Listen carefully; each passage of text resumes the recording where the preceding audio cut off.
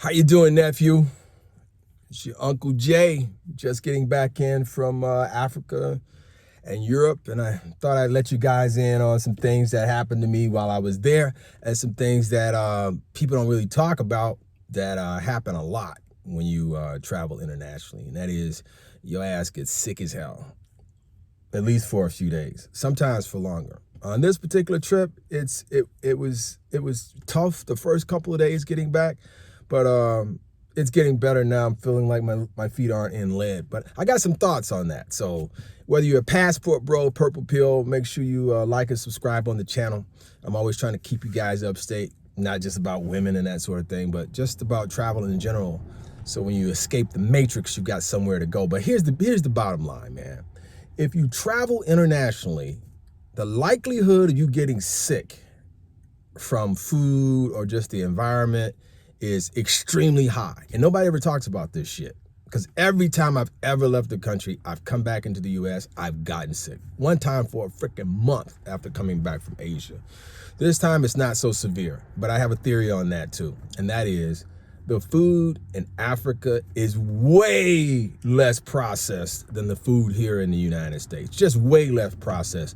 I mean, I don't care what anybody says, to you. They talk this shit about, kids in sub-Saharan Africa starving and that sort of thing. And that's probably the case. I don't doubt that. I've never been to sub-Saharan Africa. But I can tell you this, outside of the major cities in Africa, food is grown like everywhere. I mean, like everywhere. Africa is truly the freaking Garden of Eden. Don't let nobody fool you. You can grow anything that can be grown and will be grown, can be grown in Africa. So when I was eating there, like in the restaurants and stuff, and even in people's homes, the food is literally going from the garden right into the table, right into your mouth. No processing plants involved. You don't see a lot of obesity there. You don't see a whole lot of fat people walking around. People are always moving around and so forth. So the entire time I was in Kenya, I never got sick once from anything. I drank the water, I ate the ice, I drank Coca-Colas, ate all the food, I breathed the air, I never got sick. Okay, fast forward. I'm on a flight to Amsterdam and I'm gonna spend a couple of days there. Get to Amsterdam, first of all, the euro is so strong against the dollar. You guys should know that the euro is way stronger. So if you're thinking about doing some passport stuff over in UK or in the European Union, you pick another damn region because it's high as hell to do business there. Anyway, I paid like $40 for a hamburger and some fries and a Coca-Cola or something like that, right? $40 for that, for the privilege of getting sick. I get on the plane a day or two later after leaving there, and they're serving food on the plane. Now, don't get me wrong. If you're going to fly an airline, KLM has some of the best service out there, and the stewardesses are fine as hell. I mean, like, if you in the blondes, you need to fly KLM, bro. That's your thing. If Becky is your thing, fly KLM. Take it from your unk, all right? So get on the plane and they serve some of the best tasting food. I mean, if you've ever eaten at IKEA in the food court, you've tasted some Swedish food. So they've got the meatballs and they've got the good food going on and everything, but it's still processed. The food in Europe is just more processed than food in Africa. So bottom line is, I get back to the US. It's a late night flight, so it's like a red eye. So it's like 12 midnight or something like. Well, it wasn't a red eye, so it was just a late flight. I got home about 12 a.m., 1 a.m., something like that. And I'm hungry, man. I'm drained. I'm waiting on one of my boys to pick me up from the airport who has my car. And he's late as hell. Thanks, Ron. Appreciate you, man. But love you, brother. So I'm waiting at the airport and I'm starving. So by the time we trade off vehicles, I decide I'm going to make a run to Waffle House. I probably shouldn't call it a name, but anyway, that's where I stopped. And I got that scattered, smothered color, that ATL late night, you can't find nothing else to eat kind of shit. And so that's what I did. And it wasn't by 4 a.m. I was like, you know, kneeling at the throne of the porcelain god. I'm throwing up. I've got diarrhea. It's just bad, man. And it hit me like all of a sudden right after that meal. It was as if I ate this meal full of all of these chemicals and my body just was like, what the hell is this, man? What are you doing? You know? And so I'm like practically up for the next hour, just basically throwing up. Okay, that was kind of expected. The next day, this is what you're gonna experience. You may be weak, meaning what you thought you could lift, that glass of water or whatever, is way too heavy for you. You just feel lethargic. You feel like you just want to sleep. It's just a really gnawing kind of feeling. You just feel all weak all over. Your feet feel like they're like in concrete or something. And this is pretty typical though. I had a case once where I was coming from Asia, and I think there may even be some correlation between the amount of time you spend away and the amount of time it takes for you to get rid of whatever bug that you get when you're there. Now they try to, but in Asia, mine lasted longer when I got back to the US. It normally doesn't hit you until your return. You'll usually be able to get to wherever your destination is, whether it's South America, Asia, Africa, wherever, and you're gonna be good for the time you're there. But man, that return trip, it's like somebody hit you upside your effing head.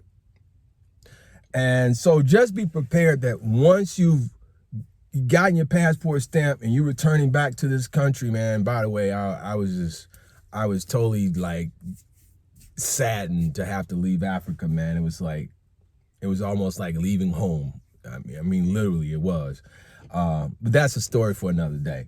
The bottom line is you are going to get sick. So the probability is high. I'm not saying you are. I'm not trying to put that shit on you, but the probability is going to be high because your body's trying to readjust to all of these airborne pathogens, the type of food that you're ingesting, the mood of the people, the vibrations and the chemistry of all of the activities that you're involved in is playing on you both physically, psychologically, chemically. Your body's trying to adjust to these environments, and especially when you enter from an environment that's very organic, like an African agricultural area, and you come back into the toxicity of what is the United States or Europe, and it's extremely toxic. I mean, the environment that we're living in, you don't realize this until like you leave and you go away and you come back and you realize like, geez, I'm living in the middle of a cesspool. And that's what's going on. And your unc's just gonna tell you real. Bottom line is, okay, so we know that there's a probability you're gonna get sick on the trip. Okay, question is, how do you recuperate? Okay, while I was there, I made sure that I consumed a lot of blueberries. I consumed a lot of blueberries, a lot of fruits, vegetables, and nuts. And I made sure I drank plenty of water, or as much water. You know, I'm not a real big water drinker. But I tried to, I went out of my way, let's just say, to make sure that I had enough hydration in my body. And so I was prepped before I left. And I don't miss workouts. You know, it might go to every other day, but during the week, I'm going to get in at least consistently 4 to 5 workouts during the week. So I'm very physically fit. You want to be physically fit because if you're not, it's just going to take longer for you to be able to shake whatever you get. You know, if you get an opportunity to shake it, you know what I'm saying? So you want to take care of your body. I don't smoke, I don't drink. So at least not excessively to any of those things. So you want to make sure your body's already physically ready for the trip.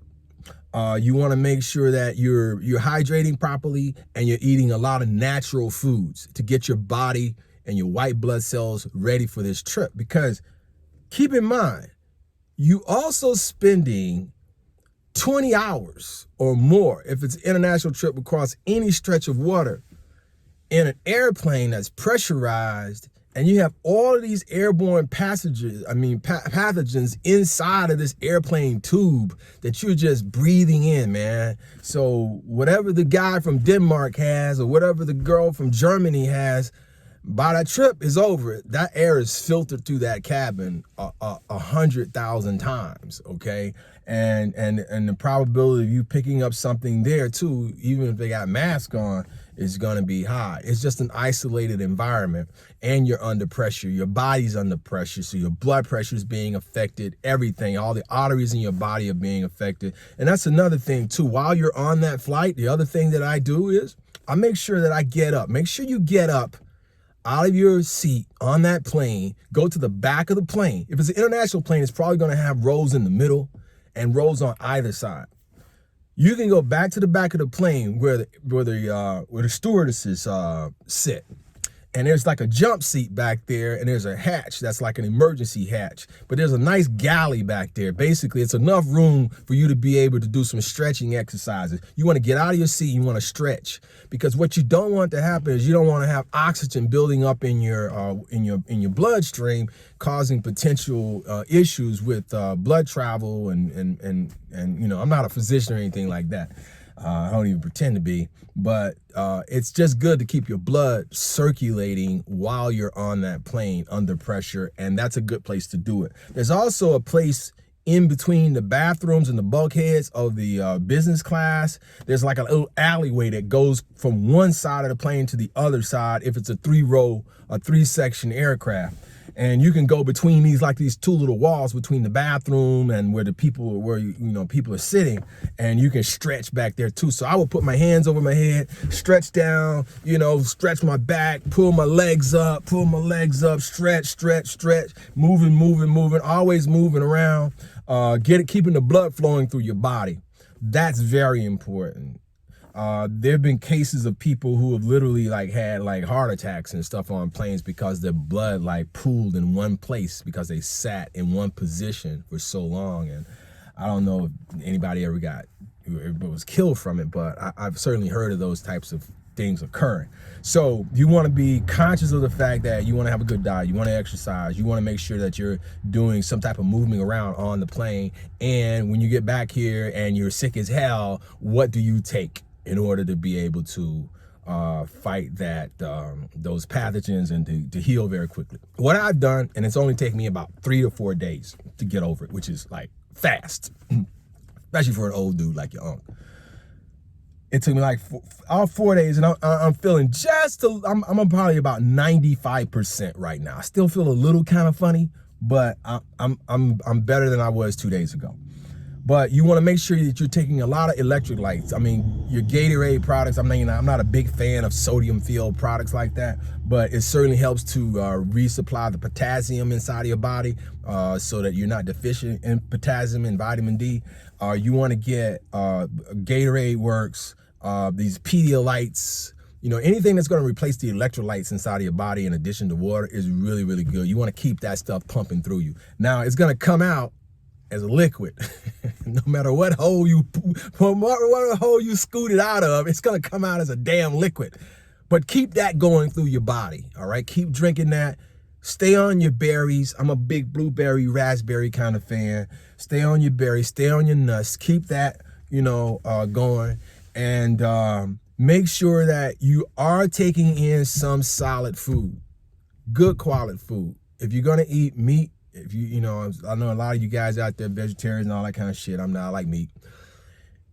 Get a good quality burger, a good quality beef, a good quality chicken or whatever, and eat it in small sections, but make sure you're still taking in solid food, because you want to be able to maintain your strength and give your body the opportunity to rebuild muscle, which you're going to lose because you're going to lose weight and you're going to lose water very quickly.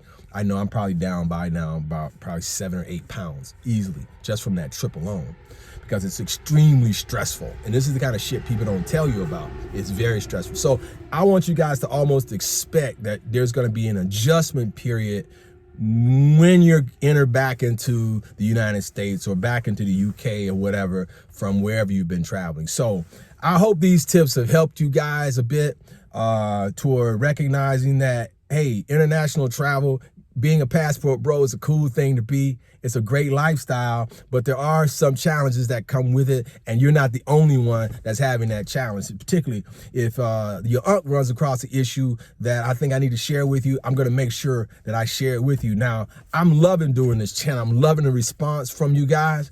But if you have any questions or comments, please like, subscribe. Even if you got some dumb shit to say, that's fine. I'm not easily offended. I got pretty thick skin. I've been kicked around a few times in my life, as unks do, but let me know what's on your mind. Let me know what you guys want to hear, what you would find interesting, other than just bitches all the time.